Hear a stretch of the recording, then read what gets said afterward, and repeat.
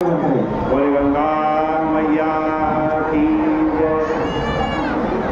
बोले सत्य सनातन धर्म की जय। बोले श्रीमद् भागवत महापुराण की जय। पतित पावनी कलिमल हारिणी मोक्षदायिनी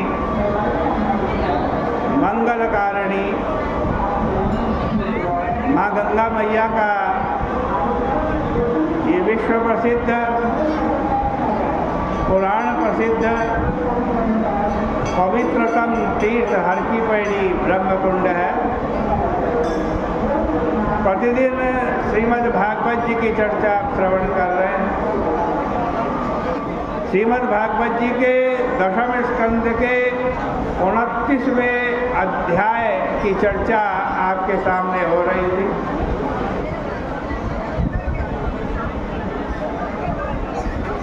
भगवान वृंदावन में पहुंचे।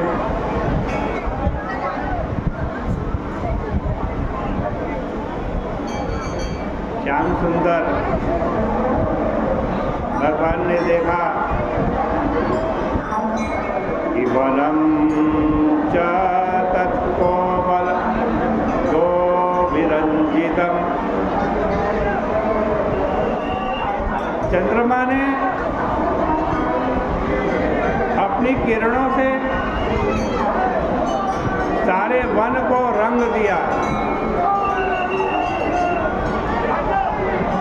तब उन्होंने जगहो कलम बामृषाम बिना किसी गोपी का नाम लिए बांसुरी की तान छोड़ी भगवान ने। परंतु प्रत्येक गोपी को ऐसा मालूम पड़ा कि श्री कृष्ण उन्हीं का नाम लेकर के बुला रहे। भगवान ने फलम तो मधुरास्फुटे, सुनने में बहुत मधुर लेकिन अस्फुट ध्वनि की। कहते हैं कि जगौ कलम यह काम बीज है, क्लिंग है। श्री कृष्ण ने ऐसा काम बीज बजाया कि गोपियाँ न केवल घर द्वार बल्कि सब कुछ छोड़ कर के दौड़ पड़ी गोपियाँ। उन्होंने अर्थ छोड़ दिया, धर्म छोड़ दिया, काम छोड़ दिया और मोक्ष छोड़ दिया। दोहन भी छोड़ दिया। एक गोपी ने दूध आग के ऊपर चढ़ाया था लेकिन वह जल गया, उसका ख्याल नहीं किया।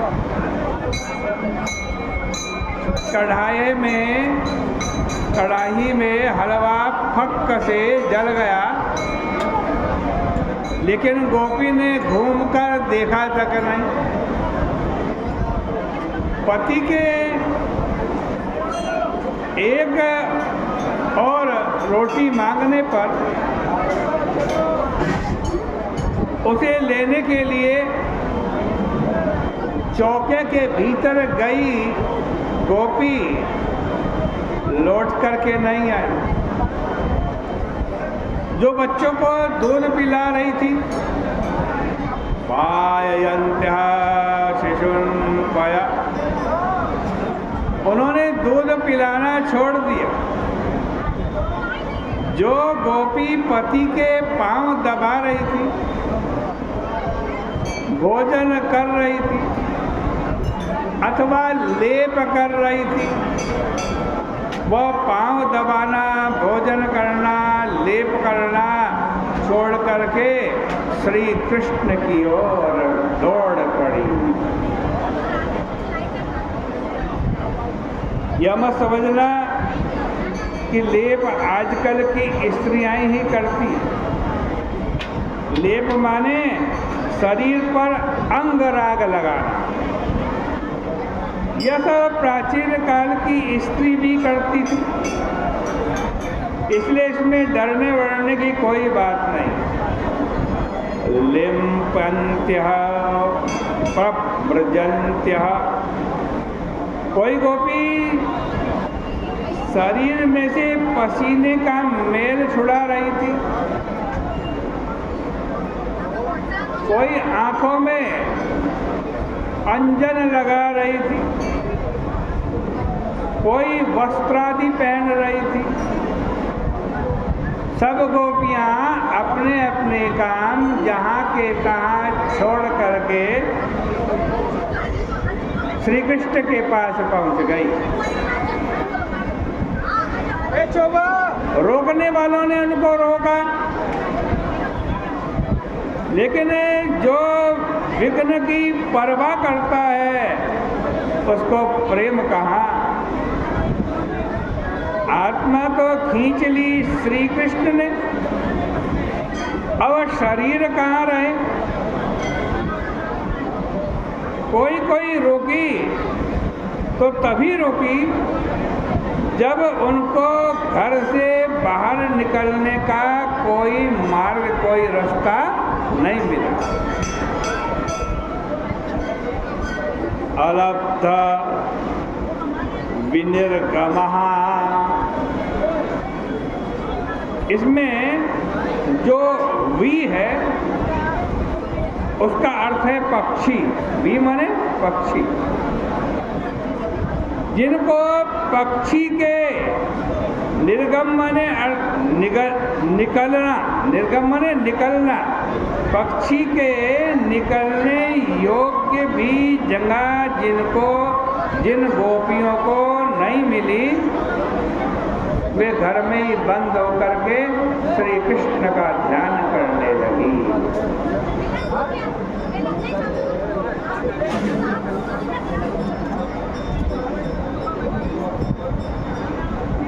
लेकिन उनको जो घर में बंद है ना गोपियां, जिनको निकलने नहीं दिया, कोई रास्ता नहीं मिला, दुस्सह पृष्ठ विरह तीव्र ताप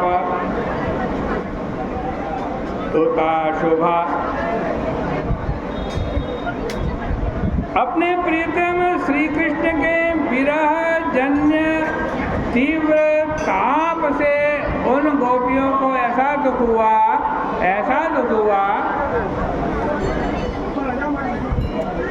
कि उनके समस्त दुखदायी निमित्त समाप्त हो गए।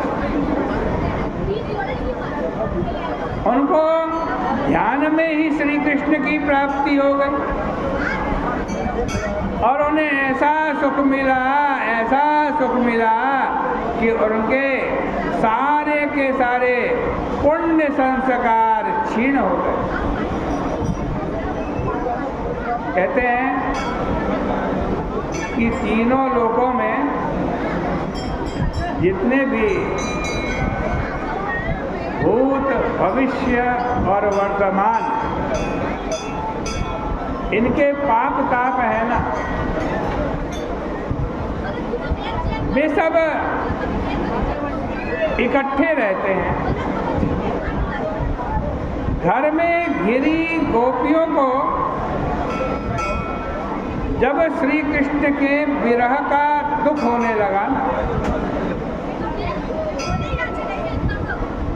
तब वे सब के सब जो पाप ताप है ना, थर थर कांपने लगे और बोले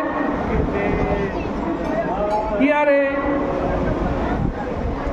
यदि हम सब एक साथ मिलकर भी किसी को तकलीफ देना तो इतनी तकलीफ नहीं दे सकते जितनी इन गोपियों को श्री कृष्ण के विरह में हो रही है।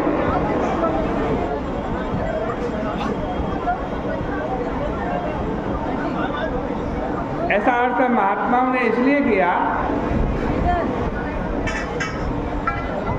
कि भगवान के विरह में दुखी होना पाप का फल नहीं है,